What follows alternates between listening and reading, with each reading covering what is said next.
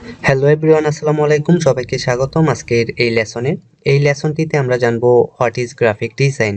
So আমরা যেহেতু graphic design শিখতে যাচ্ছি, আমাদের গ্রাফিক ডিজাইন কি এই জিনিসটা জানা অতীব জরুরি।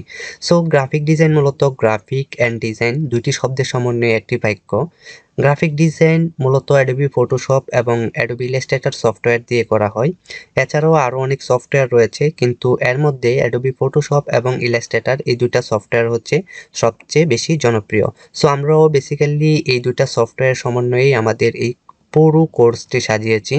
সো চলুন গ্রাফিক ডিজাইন কি আমরা একটু জানি। গুগল এবং উইকিপিডিয়ার মতে graphic design is the process of visual communication through the use of typography, photography, iconography and illustration. অর্থাৎ গ্রাফিক ডিজাইন হচ্ছে টাইপোগ্রাফি, ফটোগ্রাফি, আইকনোগ্রাফি এবং ইলাস্ট্রেশন ব্যবহারের মাধ্যমে একটা ভিজুয়াল যোগাযোগের প্রক্রিয়া।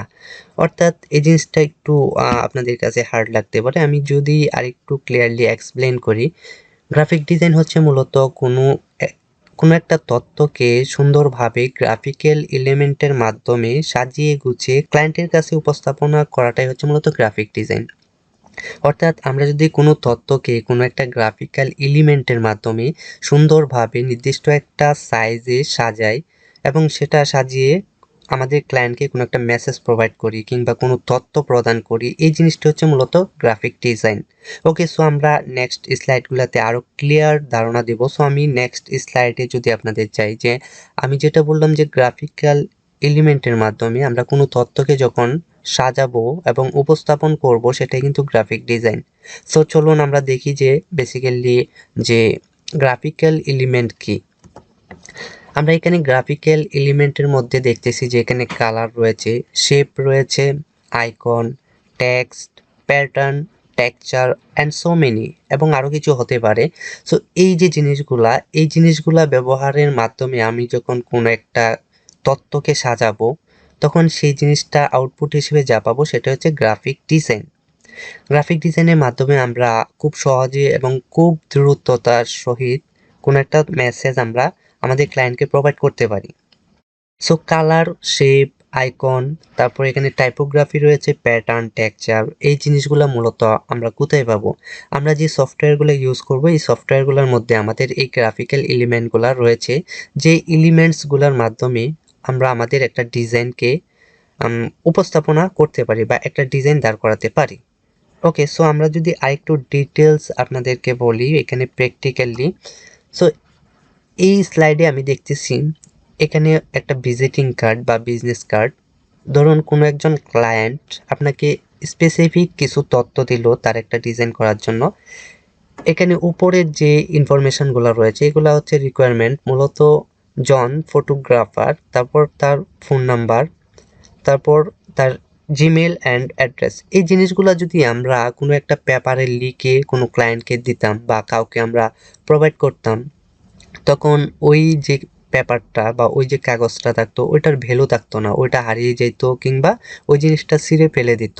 যখন আমরা এই সুন্দর তথ্যগুলা দিয়ে আমরা সুন্দরভাবে গ্রাফিক্যাল এলিমেন্টের মাধ্যমে সুন্দরভাবে প্রেজেন্টেশন করে এরকম একটা ডিজাইন করেছি, তখন কিন্তু ওই ডিজাইনটা সে খুবই পছন্দ করেছে এবং পছন্দ করে সে, আমরা যাকেই এই কার্ডটা প্রোভাইড করব ওই কার্ডটা যত্ন করে তার যে মানি ব্যাগ কিংবা তার কোনো এটা সংরক্ষণ করে রাখবে, যেখানেই হোক সে এই জিনিসটা কিন্তু সংরক্ষণ করে রাখবে। বেসিক্যালি আমার ক্লায়েন্ট আমাকে তার নামটা দিয়েছে এবং তার যে পদবি সেটা এবং তার ফোন নাম্বার, জিমেল, এই জিনিসগুলো, আর তার হচ্ছে একটা লোগো। এই যে ডিটেলসগুলা কিংবা এই যে ইনফরমেশনগুলা, এই জিনিসগুলো ব্যবহার করে আমরা এখানে কিন্তু চমৎকার একটা ডিজাইন দাঁড় করেছি। এই ডিজাইনে আমরা কালার ইউজ করেছি, শেপ ইউজ করেছি, তারপর এখানে টাইপোগ্রাফি আছে, তারপরে আইকন আছে যেটা আমরা আমাদের যে এক্সপ্লেনের মধ্যে বা আমরা যে আমাদের সংজ্ঞার মধ্যে দেখেছিলাম।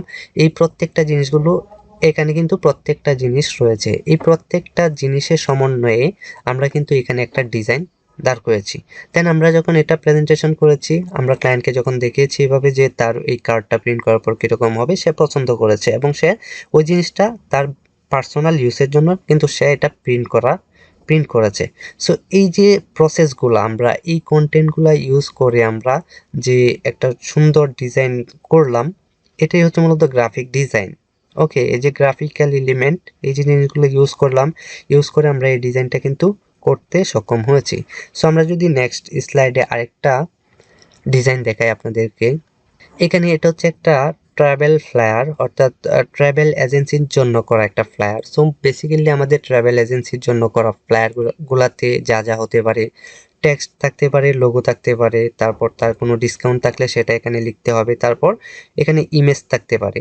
অর্থাৎ একটা ডিজাইনকে ফুটিয়ে তোলার জন্য আমাদের যা যা রিকোয়ারমেন্ট দরকার সেগুলো আমরা ক্লায়েন্ট আমাদেরকে প্রোভাইড করবে। তারপর এই কন্টেন্টগুলোকে একসাথে করে একটা স্পেসিফিক একটা আর্টবোর্ডের মধ্যে বা স্পেসিফিক একটা সাইজের পেপারের মধ্যে সবগুলা কন্টেন্ট সুন্দরভাবে গ্রাফিক্যাল এলিমেন্টের সাহায্যে যখন আমরা সাজিয়ে উপস্থাপন করব, আউটপুট হিসেবে যা পাবো সেটা হচ্ছে মূলত গ্রাফিক ডিজাইন।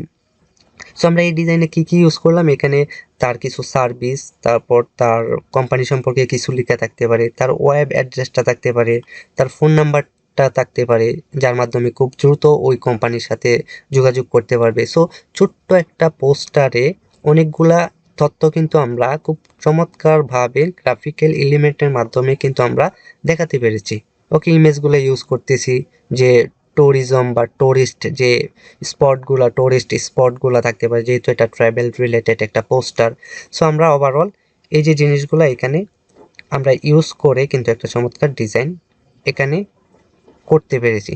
সো এই যে ওভারঅল যে জিনিসটা, এই জিনিসটাকেই মূলত গ্রাফিক ডিজাইন বলে। সো আশা করছি আপনারা বুঝতে পেরেছেন গ্রাফিক ডিজাইন মূলত কি, গ্রাফিক ডিজাইন কাকে বলে। So thank you so much. পরবর্তী লেসনে গ্রাফিক ডিজাইনের আরও এক্সাইটিং ভিডিও নিয়ে আমি হাজির হচ্ছি। সে পর্যন্ত সবাই ভালো থাকুন, সুস্থ থাকুন। আল্লাহ হাফেজ।